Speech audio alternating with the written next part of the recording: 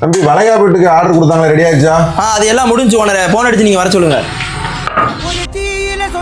ஐயா வணக்கம். வர வெள்ளிக்கிழமை என் பொண்ணுக்கு கல்யாணம் வச்சிருக்கேன். ஒரு 300 பேருக்கு சாப்பாடு வேணும், செஞ்சு கொடுத்துடலாமா? செஞ்சுருவோம். ஓ நீயா? நானே தான். ஏற்கனவே பொண்ணு ஓடி போச்சு, இப்ப ஆர்டர் கேன்சல் பண்ணி அது மாதிரி பண்றதுக்கா? ஐயா அந்த பொண்ணை வளர்க்க தெரியாம வளர்த்துட்டேயா. ஆனா இந்த பொண்ணு அப்படி கிடையாது. நான் கிழிச்ச கோட்டை தாண்டாதுன்னா பாருங்களேன். அண்ணா பண்ணி கொடுங்கண்ணே. சரி பண்ணிடலாம், அட்வான்ஸ் கொடுத்துட்டு போங்க. இப்போ கூட அதிகமான பணம் கொண்டு வரல, 200 ரூபா இருக்கு. இது அட்வான்ஸா வச்சுக்கோங்க, மிச்சத்தை எடுக்கிறப்ப கொடுத்துட்றேன். ஓகே, வெள்ளிக்கிழமை ரெடி பண்ணிடலாம்.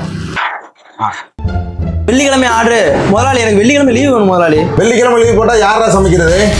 வெள்ளிக்கிழமை அவனுக்கு லீவ் கொடுங்க முதலாளி, எல்லாத்தையும் நான் பாத்துக்கிறேன். 3 days later. முதலாளி ஆர்டர் ரெடி.